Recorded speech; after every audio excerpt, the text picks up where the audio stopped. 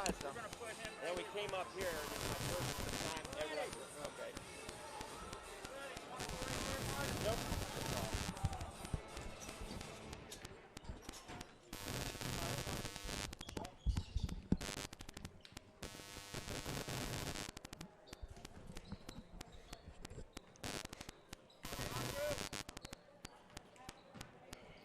Make sure that microphone's on. Mike, can you hear me? I'm good. I can hear you. Okay. Can you hear me? Yep. You're on? Okay, Warren, you're on, buddy. Okay, good evening here from Lebanon High School, one of the best places to watch a high school basketball game, and this place has a lot of tradition. They have the game tonight between Cedar Crest, the Section 1 game, Section 1 team against Section 2 Lebanon in a big rivalry game. Normally this gym would be packed, and we're here with Mike Bechtel, one of the legends here of Lebanon High School basketball. Mike, thanks for stopping over and saying hello to us tonight, but what's it feel like to walk back into this gym after you've been out for a couple years? I was just talking to my old principal, Mr. Giovino, when I walked in. I said every time I walk in here, despite all the years that have passed, it still gives me chills looking up in the hallways and the walls and just the atmosphere here, and I love it. So I certainly miss the good old days of playing in this gym. Your name has to be on a plaque here. I'm sure there's a basketball out here somewhere.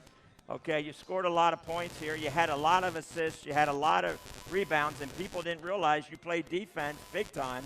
Okay, you probably guarded the other team's best player all the time. I always tried to. I always tried to compete with the best and take on the challenge every time possible. Whatever I had to do to support the team, whether it was rebounding, whether it was assisting, whether it was guarding the best player, we tried to do whatever we could to win games. And you certainly did that because in 1996, 97, and 98, a three-peat, the Lancaster Lebanon League champions. Yep. I don't think that's been done. You know, maybe McCaskey's done it, but you know, I know at Hempfield we won in 95 and 99 and 2000, but then you won the three in between there. Right. And when you were a sophomore, you had a group of sophomores playing with you, didn't you? Yeah, so we actually bursted on the scene as sophomores. Actually, I'll take it back to a year before that when we were freshmen coming through. And ironically, Tim Spiro, Coach Spiro, was the senior in that class of that group that was coming up, and we were close friends. But coming up as a freshman class, we had 2 or 3 players that we thought, myself included, that we thought we could compete with the varsity team. So we took it upon ourselves to challenge those guys every single day. Unfortunately, at the freshman level, we didn't get an opportunity to play varsity, but at the sophomore level, we did, and we worked ourselves into the lineup. And by the end of the year, we had 2 or 3 of us were starting in the lineup in the league championship game against McCaskey over at Elizabethtown. I remember it to this day. Yep. And then from there, the rest is history. We turned that over to our junior year and our senior year and pulled off the three-peat. That's amazing. Now, when you were a freshman, you actually played on the freshman team. Is that correct? Yeah, when I came through, there was a freshman team at Lebanon High that we played in the freshman level. Like funny story is we tried out for the varsity team, and I don't think we were invited to try out, but we showed up at the tryout anyway. And Coach Barnhart back in the day said, "No, fellas, you're going to stay back with the freshman team," which gave us a little bit more of a chip on our shoulder to want to compete even harder and come play the next year. So, yeah. Oh, good old Coach Barnhart. So, tell me one good John Barnhart story. I got a million John Barnhart stories, but I can still say to this day, and maybe this is not a good story to tell, but one of the games that he got ejected from because of getting on a referee or 2 or 3 at the same time, actually he got ejected and was not able to come back and coach the next game, which just happened to be my 1,000-point game. So I scored my 1,000 points, unfortunately, without Coach Barnhart being on the sideline because he was going after a ref or going after 2 refs at that point. But like we talked about just before we came on the air here, you know, Coach Barnhart's a great guy, and one of those guys as a player that he had your back no matter what. Yeah. As a player, you love playing for him. Knew that he was going to be there no matter what. So I have no negative feelings toward that story. It's just a funny story to tell. Just nothing but respect for Coach John Barnhart. And I told you this earlier. I was 21 years old, probably the 8th grade coach at Northeastern, and he was at a coaching clinic being a presenter, and I remember taking his notes home. John Barnhart, Littlestown High School. And before you know it, we were playing against him in big games up here, but I'll never forget him. But your team, okay, so I do know, I think in 97 we played you at Lancaster Catholic in a quarterfinal district game. You were the league champions. We were second in Section 1 that year. And I had a good team. And we had a 1-point lead late in the game, and your man Daly came off maybe a ball screen by you, okay, and we switched sideways instead of out, and he knocked it down, gave him a 1-point lead, We quick pitched, took the ball down to the rim, missed a layup, missed a tip, and we lost the game, and you guys won and went on to the districts and states. Right. And I remember how big a game that was, and my guys, I had to pick them off the floor and get them in the locker room, you know. Yeah, Pat Daly was, first of all, a close personal friend of mine. Him and I were part of that freshman class I just told you about that showed up and tried out. But he is cold-blooded, never afraid to take a big shot. Yeah. Knocked down a bunch of big shots for us, and I attribute a lot of my success to some of the things he was able to pull off during our career. So I love that guy to death. Now, here's the other amazing thing about your run here at Lebanon when you played. You participated, I think, in back-to-back regular season undefeated seasons. Correct. Is that correct? That's correct. Yep. And that's 97 and 98, correct? Junior and senior year, yeah. Very, very, very hard to do. Yeah. Going through the league, going through your non-league schedule, and not losing a game. Yep. Incredible. A lot of success, a lot of great stories, a lot of good coaching, a lot of great teammates on all facets. Guys that came off the bench, guys that were part of that starting five. A great crew, and to this day, like I said, when I walk in this gym, I have those memories that come back every time. And let's just talk a minute about your experience at Princeton, okay? So obviously, you know, that's a great league, had a great tradition to playing at Princeton. How did you get attracted to go there? So when I was going through the whole junior and senior year recruiting process, I had the fortunate opportunity to play on an AAU basketball team, and back when I played, it was more of like the Nike and the Adidas circuit. So I played for a Philadelphia-based team that was out of the Nike circuit, and got a lot of opportunities to play in front of a lot of great coaches, from the highest level to the lowest level down. And the one set of coaches that were consistently there throughout all my games, whether it would be on the East Coast and down south and here in central Pennsylvania, was one of the Princeton guys, either the assistant coaches or head coach Bill Carmody at the time. He was always present and available, always willing to call after a game was over and talk about, you know, what you did right, what you did well. And so I really felt attracted to just his interest in what I was doing on and off the court at all times. And that combined with the success that they were having at that time. They were a top 15 program in the country when I was being recruited there. So, and then the academics, of course, you couldn't pass up the opportunity for the academics. So the combination of those three factors really was a no-brainer for me. Campus was beautiful. Experience was a great experience. So you played for Coach Carmody, and then he went to Northwestern. Then your coach was John Thompson III. Okay. Yeah, so we had great success. Even before me, Coach Carmody had great success with the team prior to my class coming in. We had great success while we were there. He was fortunate enough to get an opportunity to be invited to play at Northwestern, or to coach at Northwestern. And then ultimately, John Thompson III, who was an assistant, took over. He got promoted from the second assistant to the head coaching position, and he was my coach for my junior and senior year. Awesome. Yep. Just a great career. Do you still hoop at all a little bit now? I do, yeah. I still play. Okay. I still try to stay in shape. We got some local leagues in the area here. Awesome. I've got promoted to the 35 and over league all of a sudden, which I'm not sure I'm proud of. But I still try to compete. I've slowed down a little bit. I got a son who's 12 years old right now that I'm coaching his team, so I'm transitioning into the coaching realm right now, which I love and I hate at the same time. But it's fun. We're having a great time with it. All right. Well, Mike, it was great for you to stop up here tonight. We appreciate it. When we think of Lebanon, we think of guys like you, Mike Bechtel, just three-time LL League champion, gone to Princeton, Sam Bowie, all in the same breath. So congratulations on your great career, and enjoy playing in the leagues and enjoy coaching. I appreciate that very much. Appreciate the invite. It's always great coming back and talking about basketball in this great old gym. All right. Thanks. Thanks for stopping by. Thank okay, you bet. Thank you. Okay, man. Good seeing you. Hey, tell Coach Barnhart you see him. Tell him I said hello. I love the guy, all right? Love him. All right, man.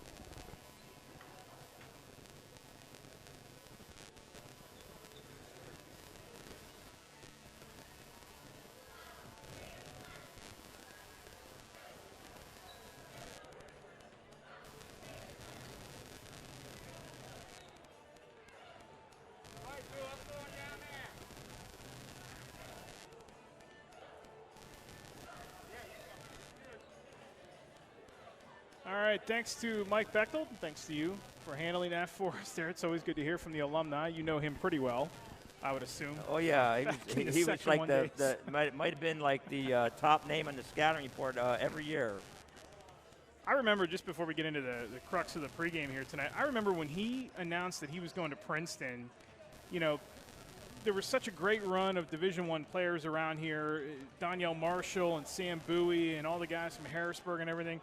But when he announced that he was going to Princeton, I remember that being such a huge deal because we didn't really have a lot of guys that went to Princeton for athletics around here. I mean, you know, there's been Ivy Leaguer guys that have come out of like Berks. You know, Ross Tucker obviously comes to mind, the football player, but it was a huge deal. You know, it's like he was going to Princeton. Princeton was sort of like this trendy pick because of Pete Carell and what they did against UCLA and everything. So that was a big deal. That was always good to hear from Mike and wish him success in the future and everything that he's up to these days. So we got a pretty big game here tonight. It's not going to look big record-wise, but as far as Lebanon goes and the Section 2 chase, you know, we'll document all that stuff as the night goes on. How do you see this game here tonight? Lebanon's trying to bounce back from what was an emotional loss to Warwick on Saturday, and their trio of Luke Collins and Ferreira and Rodriguez didn't really do a whole lot down the stretch in that game, and they ended up losing that game by 7.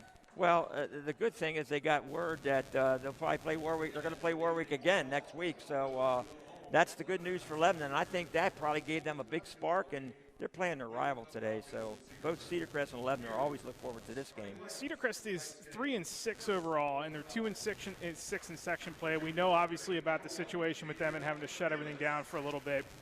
Is there any motivation in this? They're obviously not going to make the playoffs. They can't win Section 1, but they get their rival for the first time this season, and this series has been absolutely insane the last couple of years. You got a 4 overtime game wedge in there. You had an overtime game at the Cage 2 seasons ago.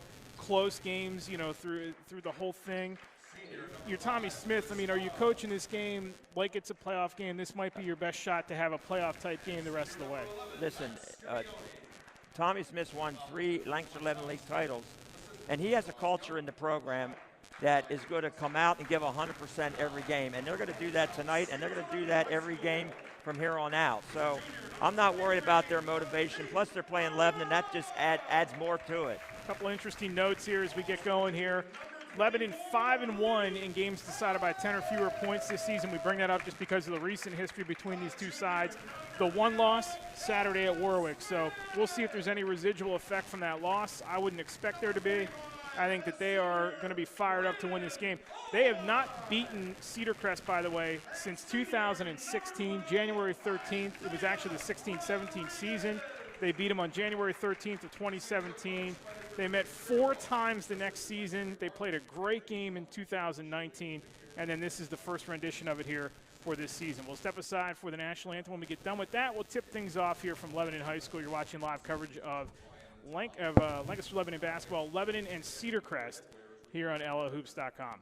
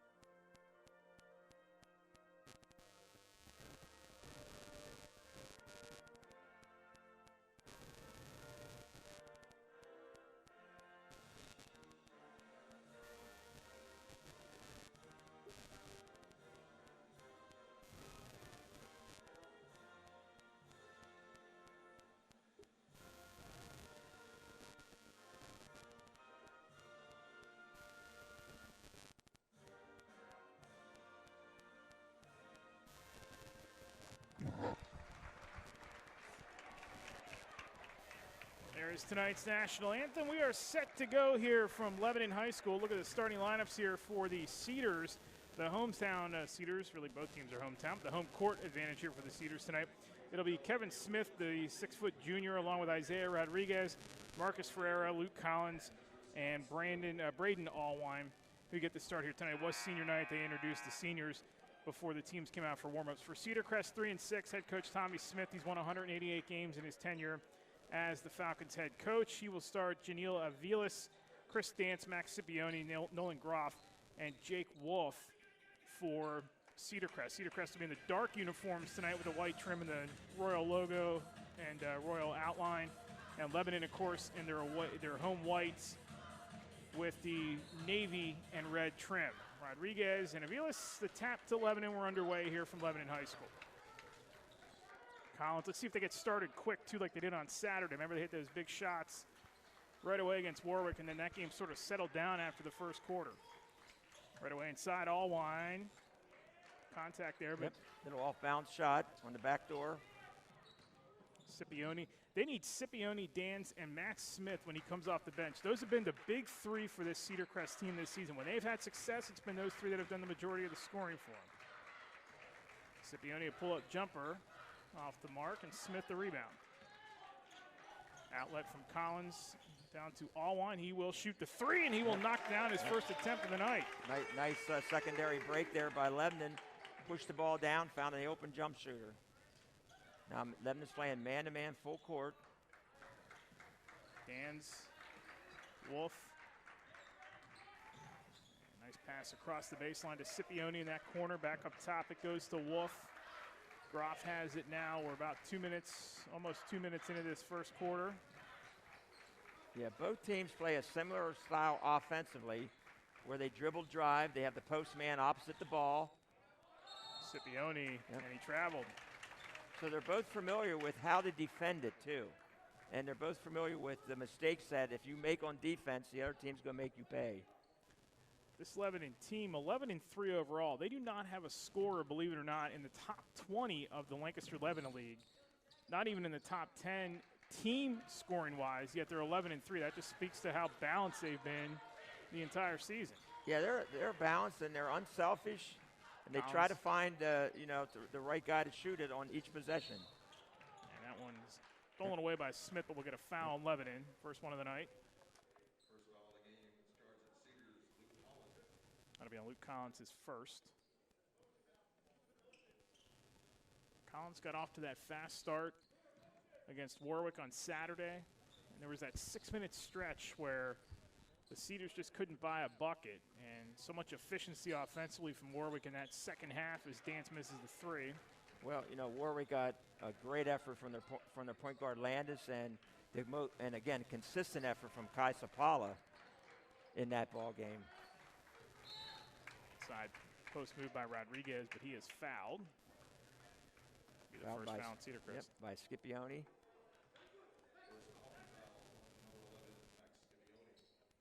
Now, Cedar Crest's trouble this year has been their inability to score consistently. They are going to play hard-nosed defense like they did right there, but at this end is where they've had the struggles. First turnover there for Lebanon. Eerily quiet in this gym in which normally the entire county would be here for this game. Of course, we all know why, but nonetheless, we finally get this game. It's at the end of the slate, but we get it anyway. This might have been, in a normal year, the second or third time these two teams would have played. They would have had a full schedule, plus all the holiday tournaments and tip-off tournaments as Groff can't connect.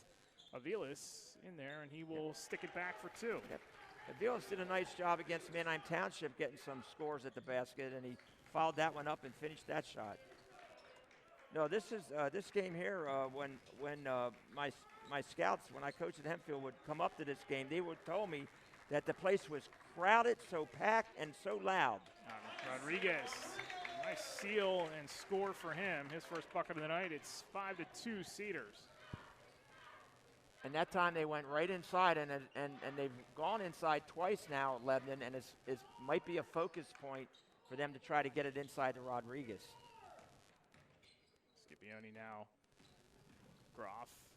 Wolf has it. Wolf cutting across that foul line to Aviles. Good movement by Crest, off balance by Aviles, and it falls. He's got 4. Yep. You coached, obviously, here and against these two teams. I didn't quite understand the depth or the emotion behind this till the first time I came here for one of these games for a radio call. And I was floored when I walked out here. I was like, man, we don't have that in the mid-pen anymore. It's kind of a lost art in mid-pen land. Is Rodriguez the rebound? No. Allwine got it. Nice offensive rebound ball line. Well, I can tell you, when I get out of coaching on my bucket list, I told Rick Dissinger from Cedar Crest, I said, I'm coming to see 11 in Cedar Crest sometime. And that first year out, I was sitting over there in the middle of the bleachers watching 11 in Cedar Crest game, just enjoying it. Wolf, three-pointer no, rebound to Rodriguez. Collins hands it off to Allwine. Now up top, Rodriguez faked the pass. Nice drive by Isaiah, and he lays it up and in. Yep. Balance for Lebanon again. We talked about the balance. They got two guys doing the brunt of the damage here between Rodriguez and Allwine. They got all 9 points. Tonight's webcast is sponsored by Brute Athletic Apparel, your local manufacturer of custom sublimated uniforms. Want your team to stand out from the competition? Choose Brute. 100% custom, 100% local. Visit Brute.com for more info. That's BRUTE.com for more information. Eric Thomas and Warren Goodley with you here tonight, Lebanon High School. 3:46 to go, first quarter. It's 9-4 Cedars. And we're starting to see them get a little bit of momentum offensively. We're seeing them get touches for everybody. And this is about what we've expected from Lebanon. They've played like this all season long. Yeah, they have a good plan, and they have good players. And right now they're getting some inside scoring, and their guards haven't really started lighting it up yet. They haven't really looked to shoot yet. They're looking to get the ball inside.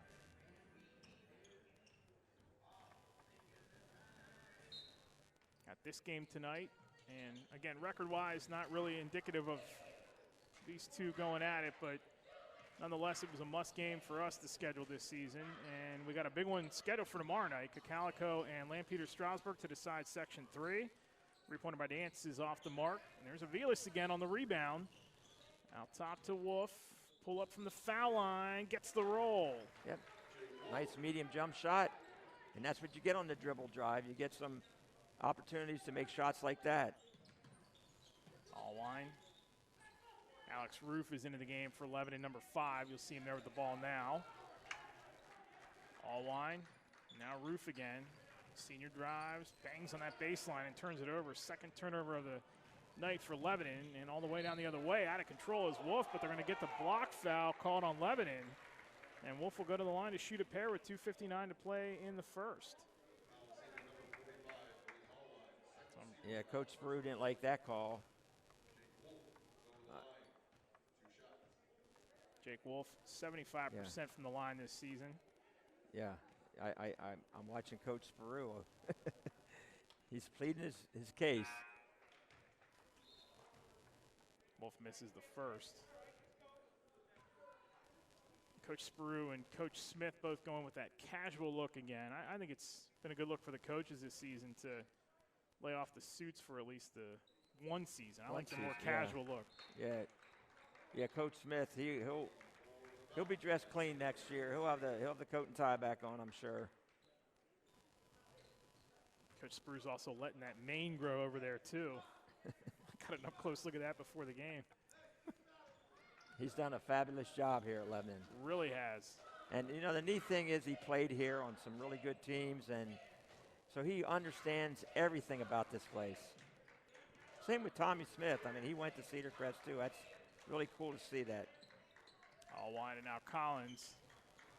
Haven't seen Collins get jump-started yet, but here he goes right to the rack, and he throws it off the window and in.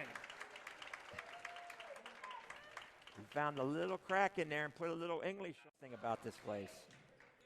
Same with Tommy Smith. I mean, he went to Cedar Crest, too. That's really cool to see that. Allwine and now Collins.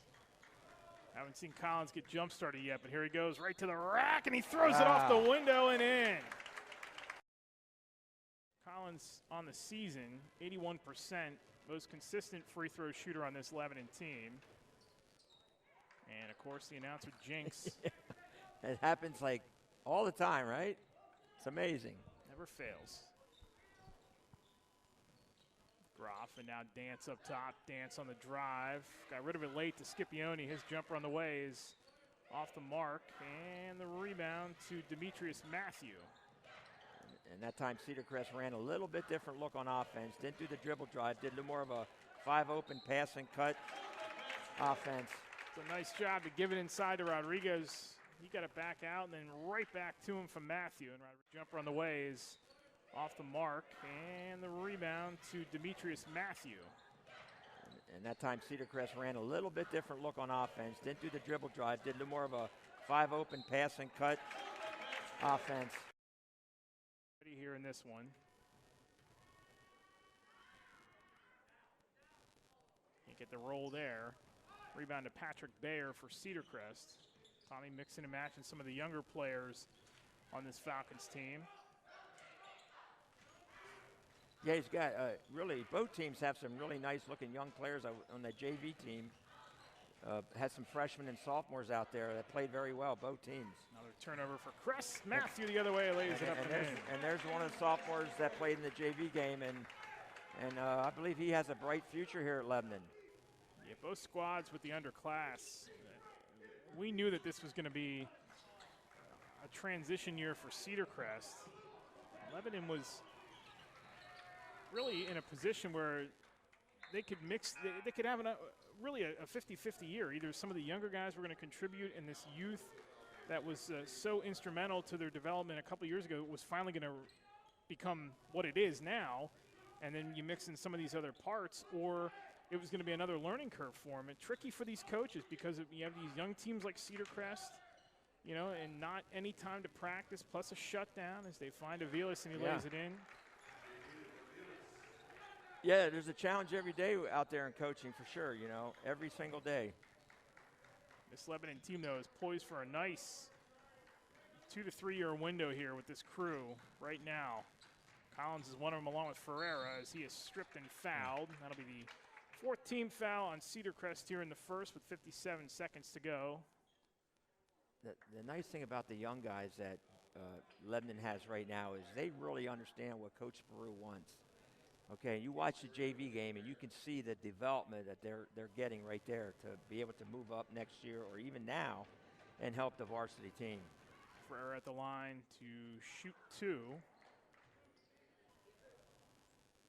I mean, so with this new ruling in the LL League with Lebanon and Warwick going to be playing next week, the winner advances to the semifinals of the league. That is a breath of fresh air for both of those teams because they both know they're in like the tournament. Other way, Dance will fire a 3. That's off the mark. Matthew has had a nice couple of minutes here. Gets the rebound for Lebanon. Well, he got the rebound. He can handle the ball like a point guard. There's a post feed by Matthew. Nice move by Rodriguez.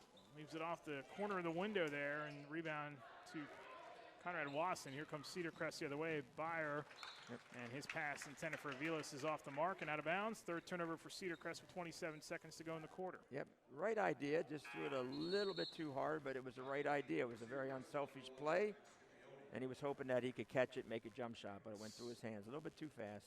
Scipione is back in for Cedar Crest.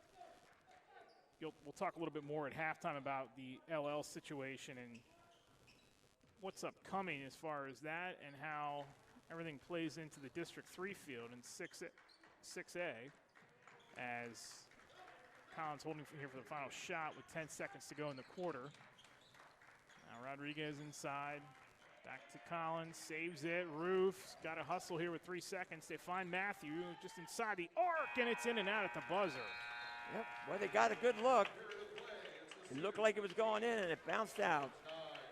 Good looking quarter for Lebanon in the first 8 minutes. You're watching live coverage of Cedar Crest and Lebanon here on LOHoops.com. Tonight's game is brought to you by Dan Taylor Family Law. Is your will, durable power of attorney, and living will up to date? If not, you should see LOHoops.com sponsor Daniel K. Taylor. Dan can be reached at 717-945-6212 or see his ad on our website. He can initially speak to you over the phone or meet in his Lancaster office. Home appointments are available for the disabled. Big thanks to Dan for all of his sponsorship and help over the last couple of years here with LO Hoops as we bring you our 3rd season of these web streams. Good quarter there by Lebanon, 15-9. Cedar Crest kind of feeling its way through it there a little bit, but Lebanon, no signs of a hangover at all. They were supposed to play Columbia Monday night. That game has since moved. They have taken the Hempfield game off the schedule and will play Columbia on Friday night. That is a good crossover, and we'll talk more about it coming up at the half about how that relates to their district standing. But as far as districts go, they're in at least a playing game with Warwick for the section. and Right. for the league playoffs. Districts, that's another story. So we'll talk a little bit more about that coming up at the half as to how everything works for that. But they are at the lower end of the 12-team field right now after that loss to Warwick. So a win tonight, obviously over a rival, as Matthews sticks that hand in there, and then Scipione and him tussle a little bit down the floor, but the foul will be called on Scipione. That's his second. Yeah, Matthew did a nice job of jumping to the ball, getting in the passing lane, got the deflection. He was off to the races, and he got fouled from behind. So he's done a lot of good things, the young sophomore has. Roof is out, and Kevin Smith is back in, number 0 for Lebanon. Get Nolan Groff back in for Cedar Crest. Scipione will sit down with 2 fouls here with 7:48 to go in the first half. Wouldn't be surprised to see Tommy go back to him quick. There's really nothing to lose here as Rodriguez back out to Smith and now Ferreira. Matthew, who's had a good first quarter. Collins has not scored yet. Actually, he's got a bucket, I beg your pardon, as that one's loose on the floor. And Rodriguez back to Matthew. They find Collins. He's wide open. He'll pump the 3 now, in and out. Matthew hustles for the rebound again. By Matthews, yeah. Good take all the way. The sophomore with a finger roll, and he lays it in. I believe that sophomore is going to be getting more varsity minutes here as we go through the end of the season here. That's what he's thinking, right? Nice to have that added element for your team, too, as you hit the postseason. Another turnover by Crest. Matthew the other way. No! Collins is there to tip it in. And there's your 5'9" point guard getting an offensive tip in. 4 for Luke Collins here. 19-9 Lebanon. Another turnover by Cedar Crest. There's 6. Collins the alley-oop, looking for Smith just off his hands. Well, what Lebanon's done the last 2 times on defense, they've done a little run and jump trap from behind. And there's your 5'9" point guard getting an offensive tip in. 4 for Luke Collins here. 19-9 Lebanon. Another turnover by Cedar Crest. There's 6. Collins the alley-oop, looking for Smith just off his hands. Well, what Lebanon's done the last 2 times on defense, they've done a little run and jump. The younger players in this game here tonight for either side, especially for Cedar Crest, try to get him as much work as you possibly can. But when you can add a player like a Matthew, give him some time late in the season, and hope that he can ride the momentum into the postseason if you get to the district tournament, that's what you've seen with him in there is you've seen them go into more of a pressure defense. We're going to put a little bit more pressure on the ball. We're going to deny the next pass, and we're going to get some deflections and turnovers, and we're going to run a fast break. And that's what he's giving them right now. He's giving them some athleticism on both ends of the floor. Cedar Crest played on Monday night against McCaskey. Lost to him 56-42. Had trouble scoring in the first and also the fourth quarter. They've had problems here tonight, just 9, and they have not scored yet in the second. Dance will take the 3. Kisses the front of the rim. Rodriguez the rebound. Up to Collins. Collins starts stop. Ferreira now. Rodriguez back to Collins. Quick move by the point guard. Got pinned up under the bucket, but got it to Matthew. Matthew traveled. Fourth Lebanon turnover with 6:12 to go in the first half. Yep, Matthews had a 3-pointer that time, and he decided he was going to dribble in and look for somebody else. He probably should have shot that one. And he'll learn. It's Jake Wolf with it now for Cedar Crest. Lawson back up top to Groff. Groff hands off to Wolf. Wolf pull-up jumper on the way. No. And Rodriguez another board. Up ahead to Ferreira. Stop by Ferreira again. Nice defense by Dans, and Ferreira couldn't hang on to it. It goes back to Crest with 5:45 to go in the first half. Yeah, really nice defense by Cedar Crest that time. And if you remember, 2 possessions before, they had about 3 guys on the floor going for the loose ball. So that's an indication that this team is still playing extremely hard. And down to Wolf. We have 5:40 to go here in the first. It's a 10-point advantage for the host Lebanon Cedars. One section of the bleachers here about half full tonight. They have some fans from both sides, would appear. So that one's tipped out of bounds. It'll stay with the Falcons with 5:26 to go in the half. Student section not full tonight. However, the JV teams are sitting on each side. Lebanon cheerleaders here as well. Great gym for high school basketball, too. This is one of the best we have in the LL. Is Wolfville fired away, no good. Great atmosphere here when the fans are here. Place is packed. It's very compact. It kind of reminds you of a small college gym as Matthew pulls up from the baseline and drains another one. Well, he's got a good look to him for the sophomore. I watched him Saturday in the JV game, and he was really, really impressive. And not so much his scoring. I mean, he did score, but I liked his floor game. I like the way he passed the ball, and I like the way found the open man, played defense. What goes into giving the sophomore a little bit more time in a season? Number one, a season like this, but late in the season too. He just earned more time. What goes into that decision? Well, I think what happens is you start the season, you say he's got to play minutes, so you put him on the JV team. And then as you go through the season, as you watch him progress in the JV team, and you know what you have on varsity, you say, you know what, we could use him on varsity. It's time to get him more minutes, and that's what they're doing tonight. And believe me, he's going to be helping them in the playoffs. Smith now. Cedar Crest turned it over on the other end, and then Lebanon turns it right back over. Reyes Vega with it for Cedar Crest. All the way, nice move, and he lays it in. And that was a real nice move. You know, he went down there looking to pass, but the lane opened up, and he just kept it. And sometimes against the dribble drive, you have like a no-help rule off the shooter, and you have those one-on-one situations. Ferreira, Smith.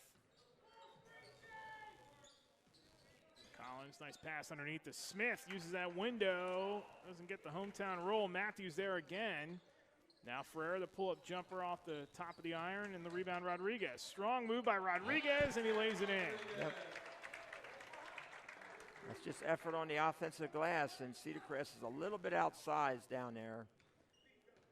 But Matthews got the first rebound, kept everything alive. Rodriguez with 8 here in the first half, 23-11. And now Groff will fire the 3. That's off the top of the iron again, and Matthew another rebound.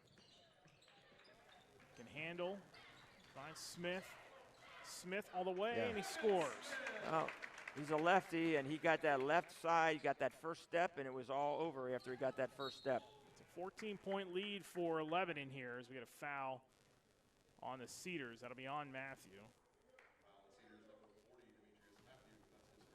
It's third team foul. Lebanon been a good, well-played first half as far as fouls goes. Allwine's going to come back in for Ferrara.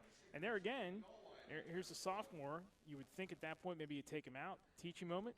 Tim leaves him in. Well, he leaves him in because now he's going to be the second point. He's going to be the second ball handler. Okay, Collins is going to be the main ball handler, but he's going to be the secondary ball handler, which means he'll have a chance to do it, and he's capable of doing that. Groff all the way. Reyes Vega fires a 3. No, rebound Rodriguez again. Rodriguez working on a double-double here in the first half. Collins. Nice lob underneath to Rodriguez, using that strength and size to lay it in again. Well, Cedar Crest, I think they were hedging on there, and the big guy guarding Rodriguez didn't get back when Rodriguez slipped the screen and was open, and Collins found him. Reyes Vega. The 2:20 mark to go in the first half. It's been all Lebanon here. They lead it by 16. Aviles swatted out of there by Smith, and it'll stay with the Falcons here as we'll get some new blood in the game. Jade Mercado is in, and Cameron Uffner is in for Lebanon. And Aviles has done a nice job for them. He's given them an opportunity to score at the basket. He continues to challenge at the basket. That time he got a shot block, but I'd keep going back if I was him. Travel by Groff. Caden Cantrell is also in for Cedar Crest. You saw him with that pass out to Groff there.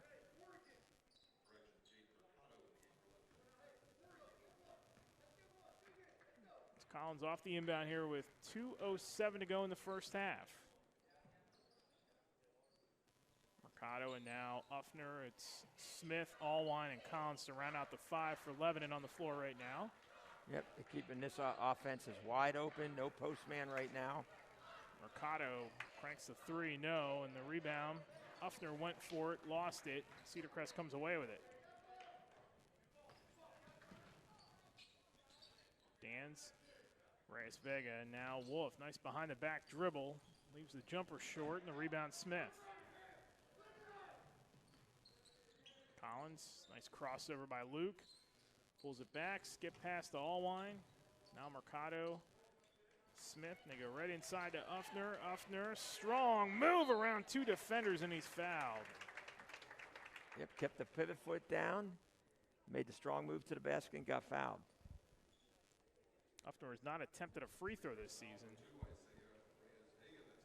That's Isaiah Reyes Vega's 3rd foul. Uffner will attempt his first free throws of the season.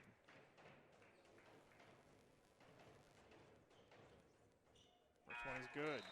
Shooting 100%. Marquise Ferreira's back in for Lebanon. Uffner with one more. And he is perfect. Yes, he is. Nice soft touch by the lefty. Gentleman to my right is huge on free throws. Absolutely. I can't tell you how many times we have texted back and forth during the week, and free throws comes up in the conversation. It's amazing, you know, the last 4 minutes, well, it's important the whole game, but the last 4 minutes, it just becomes huge. Good hustle by Wolf.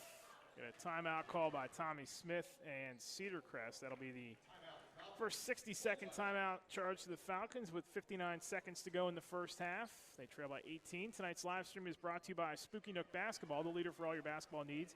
Everything from tournaments, leagues, camps, and personal training, all at the Nook, which I'm sure is slammed with cars yet again tonight, as it is every single time you drive down 283.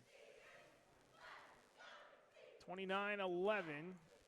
Lebanon in front of Cedar Crest in this one-off rivalry matchup here this season. I can't wait until next season when maybe, just maybe, we can get back to normal and have this place packed. Yeah.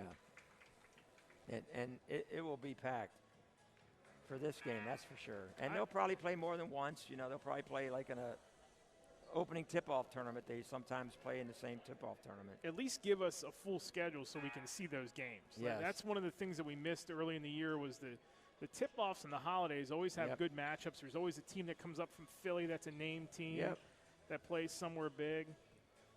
Trinity has their usual showcase in which they bring in teams from all over the country sometimes, but they did a smaller version of that this year in Camp Hill. But as far as all the good ones in LL, all nixed obviously because of the shutdown. Dance fires a 3, and that's off the mark for error. The rebound as we got under a minute to go here in the first half.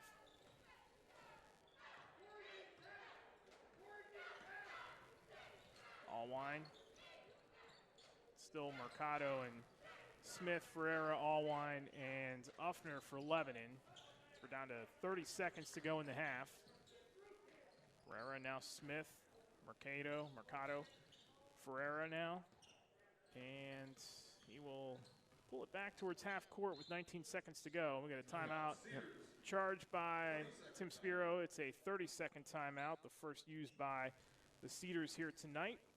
Parents, if you have children who are driving or getting ready to drive, Lewis Agency is here to help. Call the Stephen Everett Lewis Agency in Millersville to find out how they keep your costs low and help teach your children how to drive safer with the nationwide Smart Ride program.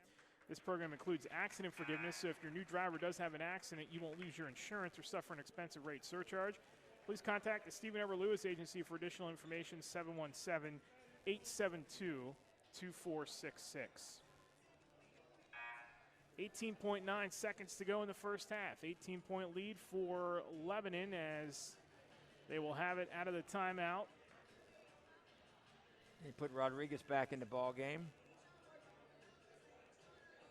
So I think they got a little special play here for the end of the quarter. See how that goes.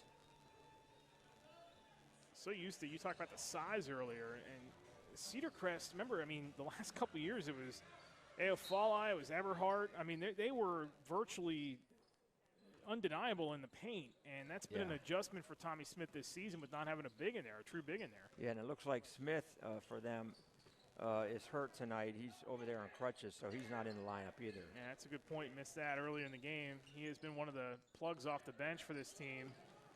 as Ferreira will have that tipped out of bounds. It'll stay with Lebanon here with .4 to go on the clock. Time for a quick catch and shoot. Yep, catch and shoot. Tim will go back to the drawing board for that last possession. Rodriguez, But that quick worked. touch, There it and he banks it in to close the half. And maybe he drew that up in the timeout. Great job by Rodriguez as Lebanon holds Cedar Crest to 2 points in the second quarter. Crest is 1-5 when trailing at half this season, and they find themselves in a big hole here by 20 as we hit the break. We'll take a timeout, come back with a halftime show. You're watching live coverage of Lebanon and Cedar Crest here on LOHoops.com.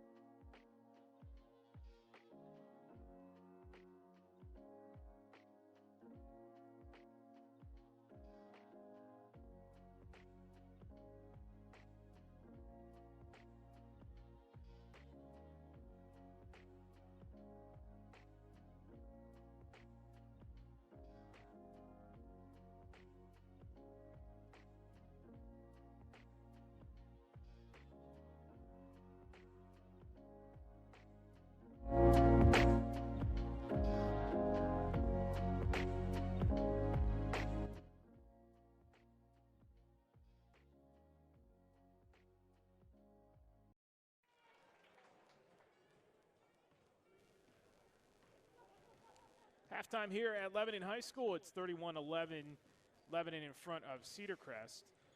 Our next broadcast will come your way tomorrow night. It's scheduled for tomorrow night anyway. It's the Section 3 matchup between Cocalico and Lampeter Strasburg at LS. Now, the weather's going to be a factor tomorrow. We know that. So if that game is pushed, it's supposed to be Friday night. We'll have to check and see on the weather on Friday because there might be some hangover from tomorrow's potential storm. That's a matchup of two teams. Cocalico won the first meeting 45-43. And if they win, yeah, they would have a nice advantage over LS in that game. Now, remember, LS hasn't played much. They've only played 7 games. So they got to get another game in which they will either tomorrow or Friday to be qualified for districts. But a rematch of a 2-point game, and the Cocalico defense that first time did a really nice job on that freshman phenom, Ty Burton. Yeah, that has all the makings of another great game. And Cocalico slows you down. They're in no hurry. They're going to play a solid game and make it a possession. They want to make it a possession-by-possession game. So we're scheduled for tomorrow night, 7:30 at LS, weather permitting. If not, we'll be with you Friday night when that game is played. The assumption is if that game can't be played Friday, it would get pushed to Saturday. We'll keep you posted on that. Just go to LL Hoops for all the scheduling information as it is necessary. Now, as far as LL tiebreakers go, we have possible tiebreakers in Section 1, 2, and 3. They will be played on the 23rd. We already know there's going to be one with Lebanon and Warwick. There's potential for another one between Hempfield and McCaskey. There is potential for a third one with LS and Cocalico, depending on what happens in that game tomorrow night. As far as districts go, McCaskey probably is not going to get in. They're 18th right now, so their only shot at the postseason is going to get to the LL tournament. As far as Hempfield goes, they are currently 6th in the District 3 standings right now. And as you look at it, Mannheim is still on the outside looking in at 13th, Harrisburg at 14th, Downstown at 15th, and Waynesboro at 16th. Those are really the only 4 teams that can jump up into the top 12. Where it gets really interesting right now is that Cumberland Valley at 11th had a bad loss last night to Central Dauphin, a game they hung around in the first half. Lebanon right now is 12th, and they appear like they're going to be in pretty good shape after tonight. However, they still have games coming up with Columbia, and the Warwick game's not going to count, so Penn Manor would be the last one that would count towards districts. If they lose to Columbia, though, who knows? I mean, they would have to move tonight to feel a little bit more safe in case something happens in that game against Columbia. You can't really think that far ahead, but there is a lot to decide here in the next couple of days. Well, when you watch Lebanon, you right away say they are a District 3 playoff team, but they're on the bubble really at this point. But this win will help them tonight, and they can't go to Columbia and lose that game and have to hope that somebody else loses. Top 4 in District 3 6A right now. Reading and Wilson flipped after Reading's big win last night. Stevie Mitchell missed a jumper at the buzzer that would have tied that game, or won that game, I believe, for Wilson. So those two flipped. Central Dauphin picked up a win last night over Cumberland Valley. They still have a tricky game left with CD East and also one with Central York. Cedar Cliff is 4th. Remember, the higher seeds host all the way through the finals this year, unless you're Reading. Reading would have to go actually to a neutral site because they're not allowing fans right now. District 3 is going to mandate that they have to have fans there at some point. So they would possibly be on a neutral site, but I don't know how you look at the seedings right now and not favor Wilson and Reading as far as 6A goes.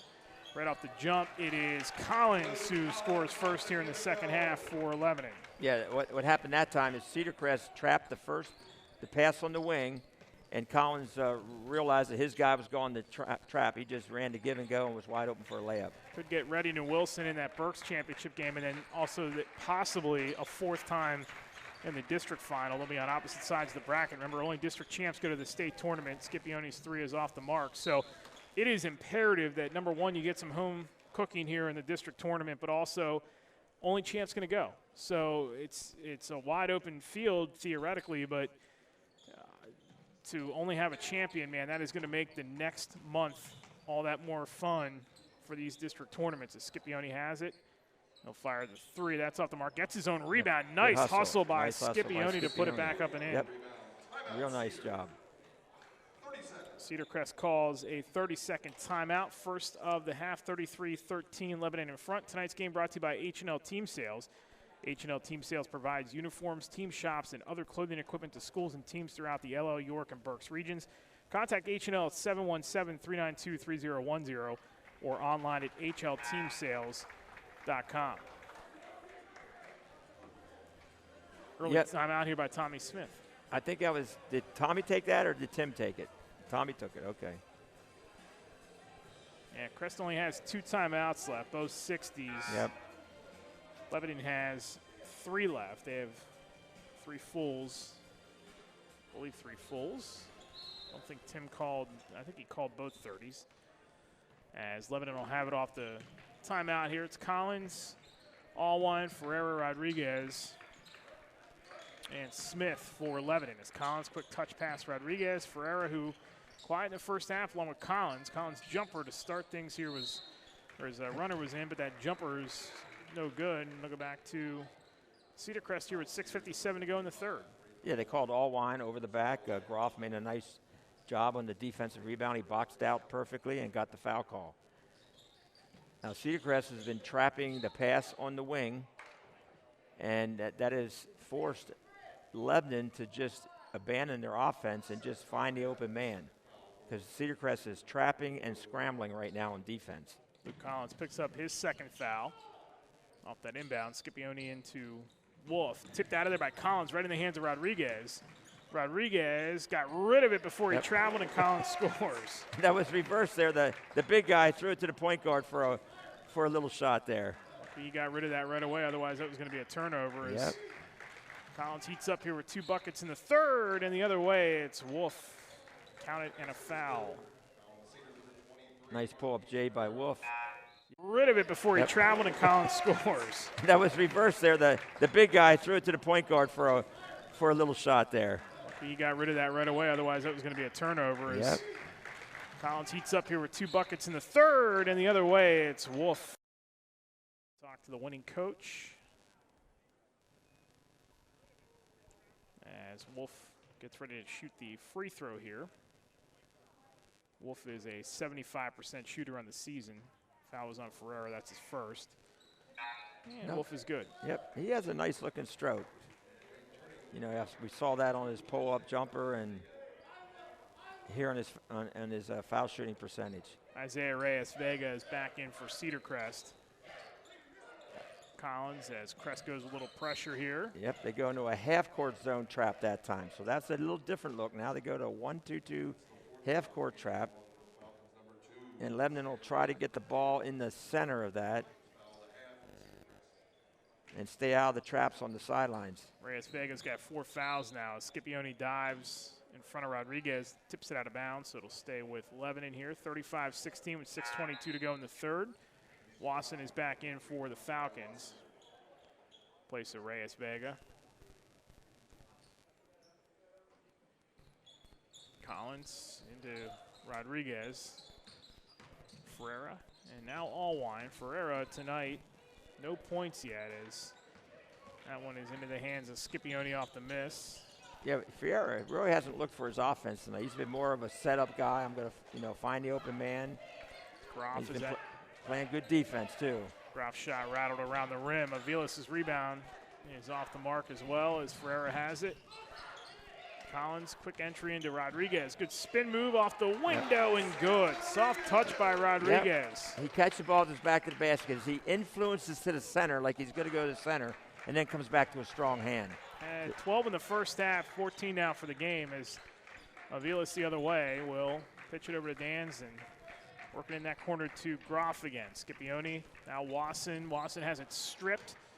And Rodriguez comes away with it, running the floor with Smith the other way. He scores, and it's fouled.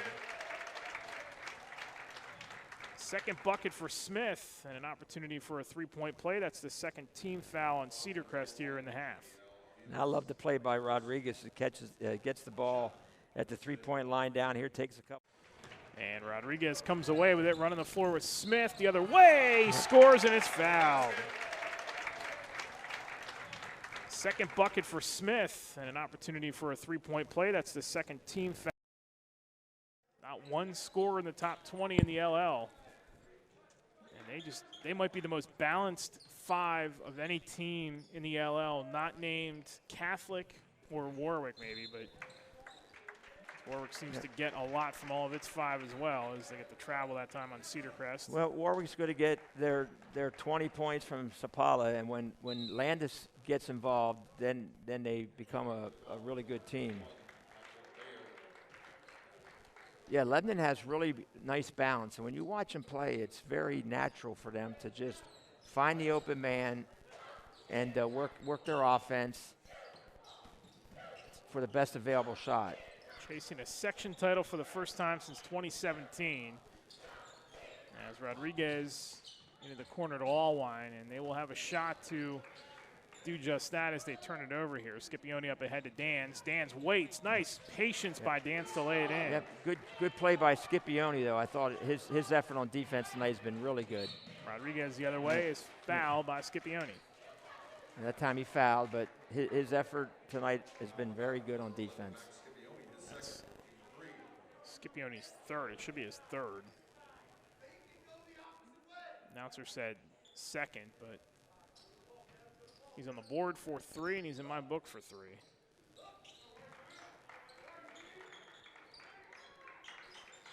Rodriguez, now Ferreira. Good ball movement again by the Cedars. Ferreira still scoreless tonight as Allwine's 3-pointer on the way is no good.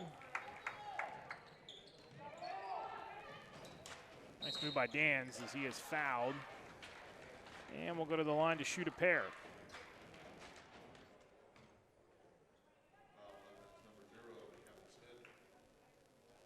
It's Kevin Smith's first foul and the 4th on Lebanon here.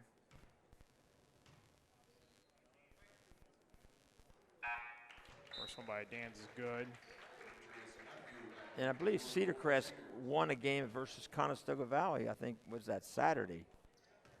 So they have a couple more games to play. They got Penn Manor to play. They have Hempfield to play yet. And scheduled was Ephrata, Penn Manor, and Warwick. But it'll be Hempfield. Hempfield is not going to play Lebanon. That was originally scheduled as well. And that's where the Columbia game comes in for the Cedars. So a lot of moving parts here over the last couple of nights of this regular season anyway, as Ferreira is fouled, and we'll see where they will inbound. They'll inbound underneath here with 3:49 to go. It's on Dan's first, 4th on Cedar Crest here in the half. Looks like Matthew back in the ball game now, huh? Yep, Collins 3-pointer. Yep. Nice shot by Collins. A good screen by Allwine. Collins' first 3 of the night. He's got 11. Offensive foul on Crest, so we'll go the other way. Yep, illegal screen. Okay. On Wasson, his first. A little bit too physical on the screen. Jafonde Pena is into the game for Lebanon, number 31. He's got it right now. Back to Collins. Against the half-court trap. Try to get it in the middle. Look opposite. Nice move by Rodriguez, off balance, and he's going to get the roll. Yep. Lebanon did exactly what they wanted to do against that. Reverse the ball a couple times out front, then hit it in the middle. And then looked opposite and got a layup. Tipped out of bounds. Byer had it for Cedar Crest. Mark Gates is into the game for the Falcons. As Cedar Crest will inbound here with 3:04 to go in the quarter. Gates. Dan's trying to take control of this offense. Wasson is charged with the foul there. Is a little too aggressive as he going to the bucket. Yep, Allwine read that and planted it in the middle of the paint, got the charge. Wasson will take a seat, as will Aviles. It's Gates, Dans, Wolf, Scipione, and Groff for the Falcons here as we hit 2:50 to go in the third. Matthews stays out there. He has had an impressive night. Pena 3-pointer. It's good. Yep, Collins got in the paint and threw an inside-out pass for the three-pointer. It's just the second made three for Pena this season. As Dan's the other way, has it stripped. Nice defense by the Cedars. Pena. And try to go to Rodriguez, but Allwine's there to pick it up. Now it's Matthew. Matthew, little fadeaway is no good. Pena back to Rodriguez, inside to Matthew through traffic, too strong off the window. 48 to 19, Lebanon. Dan's, and that one's going to be close to out of bounds, and Groff can't connect it with it, so that'll go out of bounds back to Lebanon. Nathaniel Diaz into the game for the Cedars, number 32. And in the game for Lebanon, number 32, Nate Diaz. Next bucket by the Cedars. If the 19 holds for the Falcons, will put this game in the mercy rule. Means the clock will run. Collins. Matthew, and this is some of the losses the point totals have mounted here for Cedar Crest this season. Collins has it. Matthew three, no. Rebound tipped out of there by Diaz, but he was over the back. Yep, over the back of Scipione, got another defensive rebound. Yeah, Cedar Crest this season, they lost to Manheim by 40, Hershey by 18, McCaskey by 20, Manheim by 29, E-Town by 15, and McCaskey again by 14. And remember, they were off for 2 weeks because of a quarantine, so didn't have a chance really with the regular season. Nice spin move by Wolf, and he's fouled. Yep, Wolf made a really nice move. No, they had the 2-week break on the quarantine, but then, you know, the governor, I believe, shut everybody down in December. So that was, what, 3 weeks? So they basically had 5 weeks of inactivity, and plus their normal summer league schedule and summer workout schedule, they couldn't do either. So, you know, you add that and you miss 5 weeks, and you have a lot of, you know, new faces. They just, you know, escalated their struggles this year. Wolf gets both. He's had a nice night from the line tonight. 48 to 21 as Collins brings it across. Yeah, that really puts an emphasis on the summer schedule now. I think you're going to see a lot of teams schedule more aggressively going into next year's. Allwine uncorks the three. No. Rebound tipped out of there by Pena. Tipped by Allwine. Pena goes against Gates for it. Loose ball. Controlled by the Falcons. Here comes Groff and now Wolf. Wolf 1-on-3, was held up, lost the ball, and goes back to the Cedars. Pena's all over the place playing defense. He's getting his hands on a lot of loose balls. There he is for three, and no, and the rebound to Scipione. Scipione has numbers 2-on-1. Now Pena catches up, tips it out of his hands. There he is. And step of that end line, so it'll stay with the Falcons here as Matthew Brown is into the game. Mercado is back in as well. A lot of energy there, huh? Defensive hustle by Pena. Just to further that point, do you think we'll see teams schedule a little bit more aggressively for the summer? In the summertime, well, you know, the summertime is broken down into, again, steal by Pena. You know, you go play summer league games and, you know, some shootouts against teams from out of your area, and you do your workout schedule too, where you try to do individual improvement skills. Great job by Brown to tip that off the foot of Scipione. Gets it back for Lebanon with 21 seconds to go in the quarter. So many kids go the direction of AAU, and most of these high school coaches have been striving to keep these teams together in the summertime. You're going to have guys that obviously go and do their thing, but that one in and out. Three-pointer by Mercado. I think you might see coaches push a little bit more, maybe multiple summer leagues if they can do it. Of course, we should not have the problems that we did at the start of the season next year. As Gates will fire it at the buzzer and drains it. Nice looking shot there. First basket of the night for Gates. 48-24 after three. Lebanon in front here. You're watching live coverage of Lebanon and Cedar Crest here on LOHoops.com. Tonight's game is brought to you by Hearts Physical Therapy, a locally owned independent outpatient physical therapy clinic with 5 convenient locations in Lancaster County. They specialize in orthopedic rehabilitation, aquatic therapy, Post-surgery, sports injuries, and vestibular therapy, unparalleled patient outcomes, and an average net promoter score of 95 reflect their unwavering commitment to their patients. It is your choice where to go for physical therapy. Experience the difference Hearts Physical Therapy can make in your recovery.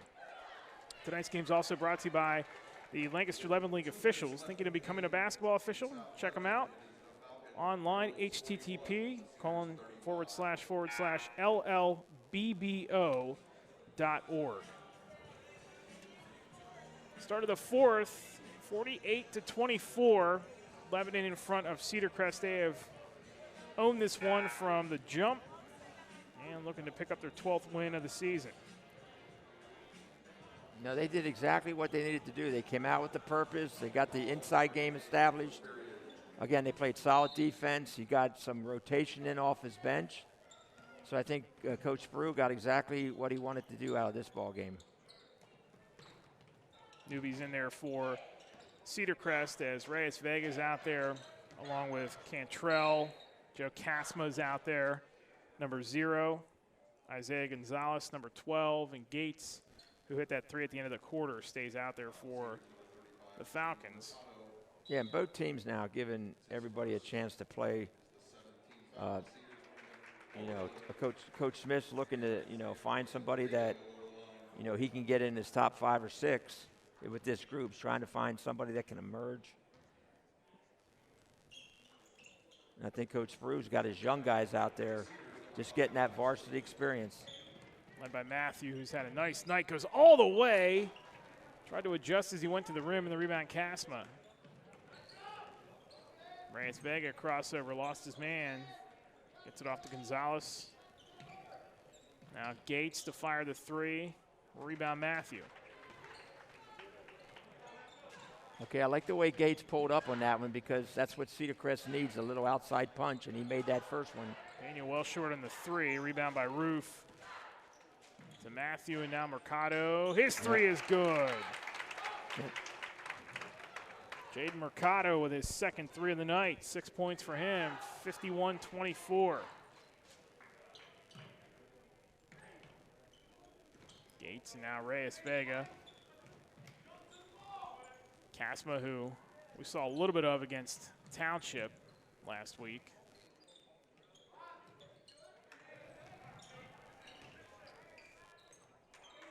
It's reversed by Cantrell is no good, but Matthew again the rebound as he goes ahead to Roof. Right back into Matthew now up top. There is Brown open for 3, knocks it down. Well, we've been talking Matthews a lot tonight. Nice shot there by Brown, but Matthew got the rebound and got the assist on that. Gonzalez the other way, reverse, no good, but he's fouled. 8th team foul on the Cedars. We talked about Cedar Crest and their halftime issues. 1-5 when trailing at halftime. That's going to go to 1-6 tonight. Lebanon, though, this season, they have led in 10, now 11 of 15 games. And they were 1-2 in the games in which they didn't. They beat Palmyra, who they trailed at the half. But they have just their balance and the way they have controlled games at times. I mean, they were in control of that game against Warwick and that for basically 2.5 quarters on Saturday. Yeah, absolutely. They were in control, and then I think Landis just found the spark on offense. He got some turnovers and got converted those into fast break layups, and that got him started. Isaiah Gonzalez makes 1 of 2, and then a hand check foul the other way on Cantrell. Will be the 7th foul on the Falcons.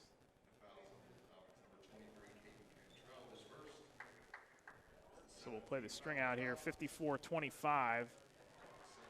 Tim Spreer talking to his young guard over on the sideline.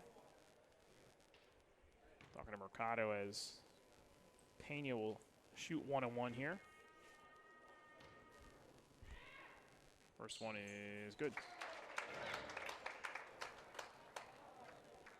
Now, Coach Sprew, he's coaching these young guys to play exactly the way he wants them to play. And I know I've said that before, but his conversation with Matthew right now is to make sure they do what he wants them to do.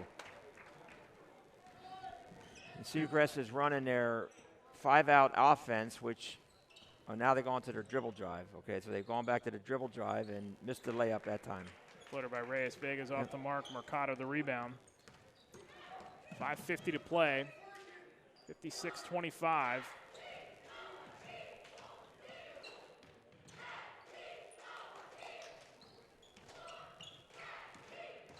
Lebanon has never trailed in this one, as Matthew will throw that one away.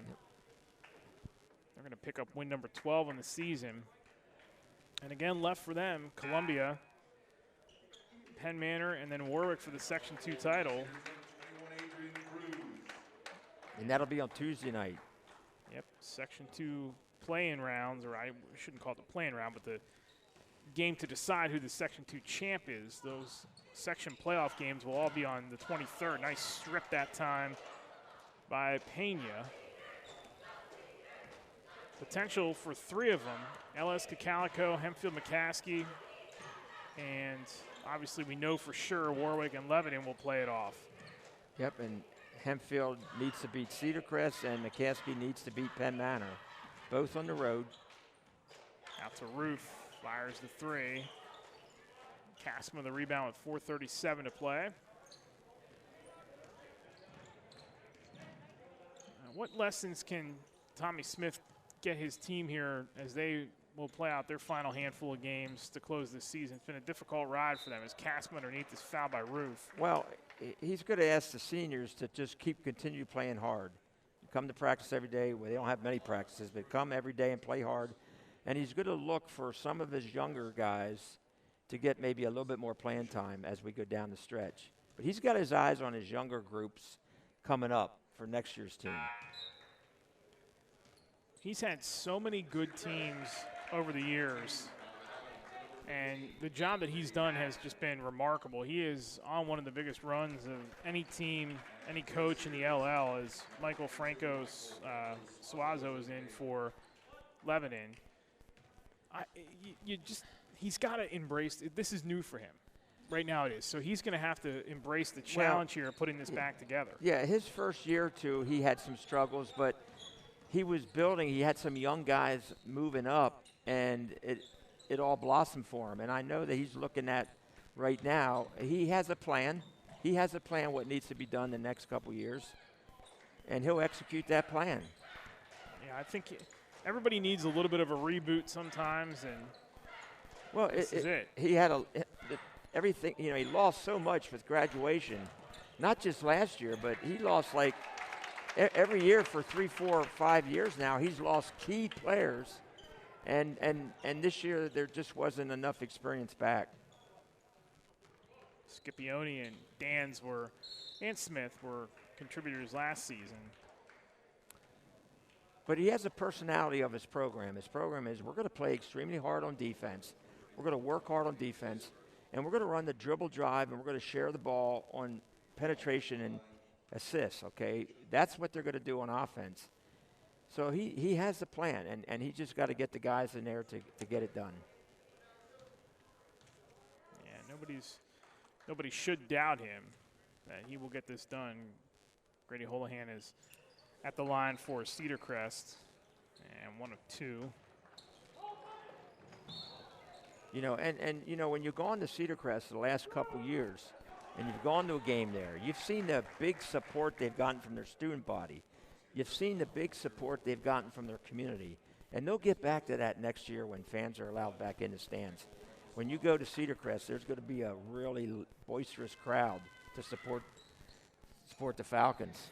Suazo misses the free throw there. The foul was on Casma. That was his first. Down to 3:22 to play. Yeah, that certainly has had an effect on some teams.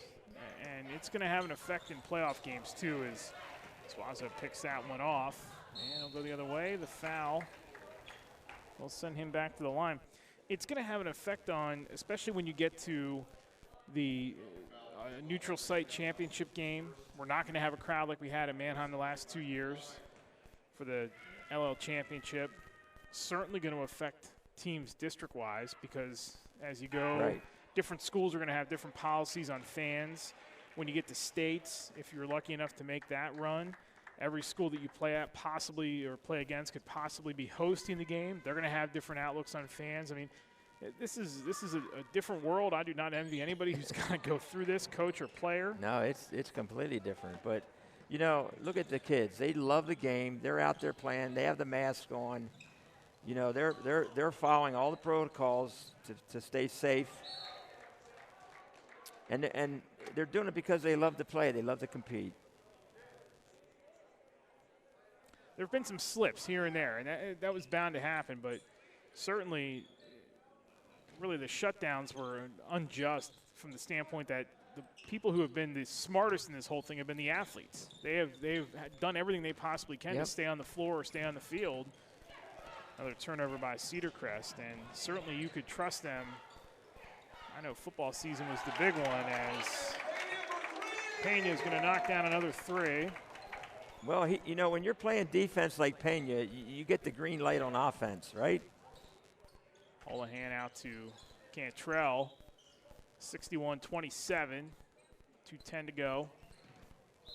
Pena tips that one out of bounds. It'll stay with the Falcons as Byer will come back in for Cedar Crest. Isaiah Gonzalez out. Cedar Crest will fall to 3-7 overall. Lebanon will up its record to 12-3 overall. A runner high off the window by Holohan is no good. But he is going to go to the line to shoot the pair. Suazo picks up the foul. Let's look ahead a little bit to tomorrow night. You talked about it at halftime, and Calico LS tomorrow night, and that defense by Calico is so good, so paramount to them winning that first matchup. And things might be a little bit different tomorrow night. I'll be curious to see what LS does to get Burton going early in that game. Yeah. He just looked a little unsure of himself in that first meeting, and that defense by Calico really did a good job on him. Nunneville's a great player, and he has the size, athletic ability, and the experience to try to stay in front of him. And sometimes Burton was sort of behind, but Nunneville made up for it with his athletic ability. So I think LS is probably going to do a little bit more ball screening for Burton. You know, maybe get him all some fade screens just to try to shake him loose a little bit. 2-point game the first time those two met as Holohan's three was no good. That was the other way. That was Cruz who had the bucket for Lebanon. Kasma can't find the rim there. 1 minute to go. Those two teams in the first meeting combined for 17 third-quarter points and then 32 in the fourth. So get some fireworks as we got fireworks by Pena as he hits another three. Yep. 66-29, Kasma, and the foul is going to be called on Matthew Brown. Yeah, Pena's had a great night. He's been really, really active on defense, and he's made some shots. This is going to be the biggest win by either of these two teams since 2016. That game, Lebanon, the second of three meetings, as Kasma hits the free throw. The second of three meetings that year, Lebanon won 60-41. And then the last win they had in the series was back on January 13th of 2017 as Kasma's second is good. Up ahead, Suazo lays it up and in. That time Cedar Crest didn't have their matchups, and Lebanon took advantage of it. Only guy who's been on the floor but not scored for Lebanon is Roof, and he is not out there right now as Gates fires the three. It's no good. Cruz the rebound. Now Diaz also has not scored. So two of the guys, he's got it in his hands right now, but no need to do anything else as he can just run the clock out. And Lebanon will go to 12-3 overall with a 68-31 beating of their rival Cedar Crest. Next up for the Cedars, it'll be Columbia. Cedar Crest will finish up with Ephrata, Penn Manor, and they will get one more game with Warwick. Tonight's game is sponsored by Central Penn College. For 140 years, Central Penn College has been providing career-focused education to residents in central Pennsylvania and beyond.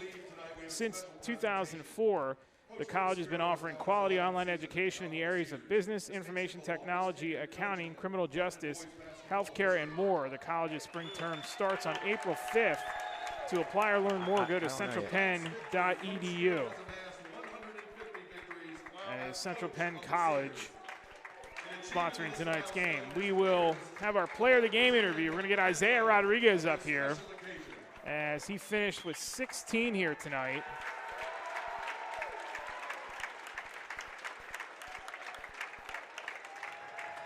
Tim Sparrow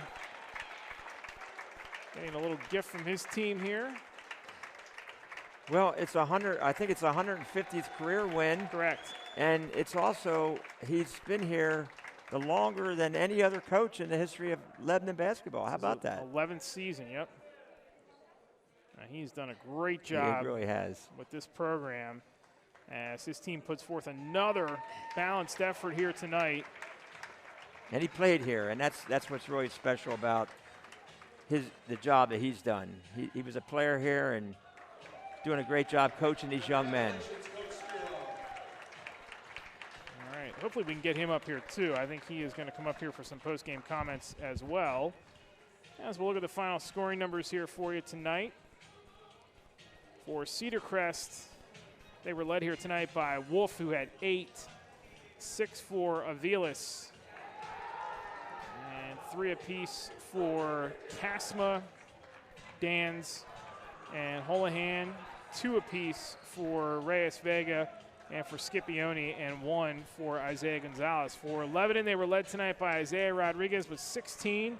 He led 3 players in double figures, 11 for Collins, 10 for Pena off the bench, 6 apiece for Mercado, and for Matthew. Matthew had a tremendous night with a sophomore. Good to see him getting some run here late in the season. 5 for Allwine and Smith, 3 for Brown, and 2 apiece for Uffner and also Adrian Cruz as Lebanon wins it tonight 68-31 over Cedar Crest. With over 60 years of service and serving Lebanon, Lancaster, Berks, and Dauphin counties, you can count on the attorneys of Busgum Davis Law Offices.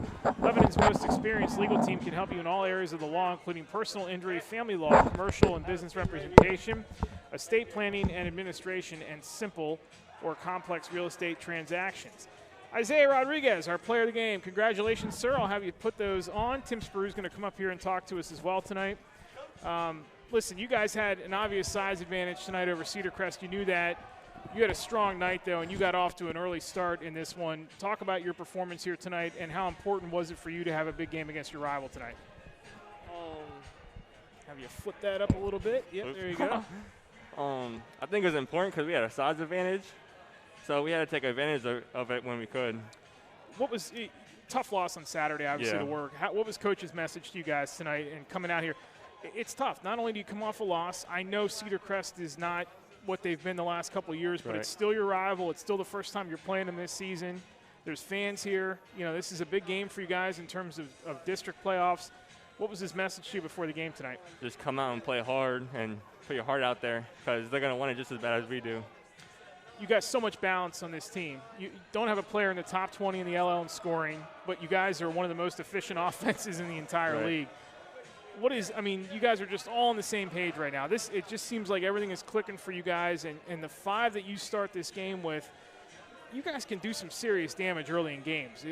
That's been the MO for this team, just get out to these early leads and start punishing teams early on? Yeah, just get out and just play. Now, as far as districts go, you guys are on the cut line, so we know that every game is important. How big was this tonight? How big is Columbia? And I know you want to get Warwick again, and you want to win this section and get to LLs, but districts is the bigger picture. So how big are these upcoming games for you? It's big because if we lose, we're going to drop down even more. So we got to make sure we keep winning. Now the section title, you guys haven't won a section title since 2017, so that's obviously got to be in the back of your mind these next couple nights too. Yeah, it is. How big would that be for you? It would be pretty big because like 2017, that's a while ago. So to be the class and we can come back every time and just look at it, constantly look at it and be like, oh yeah, we did that. Do you feel like you have to leave your imprint on this program? I mean, do you guys feel like you're doing that as a group right now, and, Yeah. and how special this team can really be? Yeah. Yeah. How important is that to you? There's a rich history here. How important is that to you? It's very important to make sure we just leave it and, like I said, come back and just know we did it. All right, congratulations on a big win Thank you. tonight. Good luck going forward. That's Isaiah Rodriguez. He's our player of the game. We'll get Coach Spurue over here for a couple of comments as well. Sir, come on over. We'll have you flip around so we can look at that camera right there. All right. Congratulations on a nice win over your rival tonight. Thank you. Thank you. How big was that coming off the loss to Warwick on Saturday? Every game's big right now for district points and just letting the kids get back at it. Obviously, this wasn't the atmosphere that Lebanon Cedar Crest usually is. I've been here for a couple of those. Yeah, You know that. yeah, and you just you didn't feel the energy when you came in the gym like you normally do. So I was worried about how our kids would come out. But I'm proud of them. They came out, they scrapped, they played hard the way they normally do. And, just our goal every game is just to have one more point than the other team. But it was nice to let the guys that come to practice every day, it was nice to get them on the court, see them scoring, other kids being happy for them. That's what it's all about. I think of all the things you guys have been through, and not just you, but every program this season, with the shutdown in December, with limited time over the summer, depending on what you guys did, hardly any practice time, then all of a sudden January shows up and bang, you got to start playing games. How odd has this been that you guys continue to win, and it's like anything that is detrimental to your team down the stretch might cost you a chance to get into districts? This has been one of the it's been crazy. It's got to be aggravating. There's been this whole gamut of emotions that have got to been going through the coaching staff and everybody on your squad. Yeah, it's just crazy. It's stressful. Schedules are constantly changing. You never know if you're going to get shut down, not because of the kids on your team, but because of the kids in the school, and that's for every school. It's not just our school, but you never know what's going to happen, and that's what we've just been preaching day to day. Next game, let's practice when we can and just enjoy being around each other. Like, let's just be thankful that we're playing. That's the biggest thing. When you found out the other day about the playoff to determine the section champ, what was your thought there? I mean, you're going to get another crack at Warwick. You guys are going to settle it, which is a good thing to do. That wasn't known until pretty late, but how big was that? And how does that play into your message to your team here tonight? Because you tell them, hey, we get another crack at them. Go focus on this game. You don't have to worry about that possibility that we're not going to get this or not going to get that. We're going to have a chance to play for that. Just concentrate on this game here tonight. Yeah, absolutely. I'm glad they made that decision. When we first realized, after the game that we're tied and it was going to come down to district points. Now it's kind of like, okay, you're looking at everybody that they're playing and everybody that we're playing and trying to work all these scenarios out. And it's good to know that, hey, we're just going to get to play, old school, roll it out. Let's play. Let's settle it. We're both 1-1. So, we're thankful for that and happy for that. You have Columbia next. We have Columbia Friday, Penn Manor Monday, and then Warwick on Tuesday. Okay, so that's going to be a good test for you coming up on Friday. Columbia's been a really good team this season. Absolutely, they do. Absolutely, yeah. Now, you and I are on opposite ends of the spectrum as far as the hair goes. How long are you going to let this grow? Because it's awesome to even look at from up here. Yeah, well, if you see my kid down here at center court, it's a little covered up, but I told him I'd go as long as he goes, but I don't know. I don't know if I could do that. Is any of it getting any grayer? It's definitely getting grayer. I just have more of it to hide now. But, I mean, my wife doesn't like it, so she might cut it while I'm sleeping tonight or something. But other than that, we're just going to let it roll. It's a crazy year, crazy season. Might as well have some crazy hair. If you get in, you can't cut it, right? Like that. Oh, this has to go until you're done, right? Absolutely. Okay. All right. Absolutely. Congratulations on a big win tonight, sir. Thank you. I appreciate it. Yep, we'll talk to you down the line. That's Lebanon head coach Tim Spurue. His 150th win here tonight. His team wins it 68-31 over rival Cedar Crest. Now, we are scheduled again tomorrow night to bring you LS and Cacalico. Just keep it tuned to the weather. Keep it tuned to LOHoops.com. We'll let you know what the plan is. If that game is off tomorrow night, the plan is to play it on Friday. We'll still bring it to you. If it's off Friday, we'll just have to wait and see what the schedule brings up. But that is going to get played for sure. they have to play that to decide Section 3. So that's 7:30 tomorrow night, weather permitting. If not, we'll be on the air on Friday. That's going to do it for us here tonight. Big thanks to everybody working with our LLHoops.com staff, to the staff here at Lebanon for the accommodations here tonight. Final score for the final time, 68-31. Lebanon goes to 12-3 overall. They win it over Cedar Crest. We'll talk to you tomorrow night.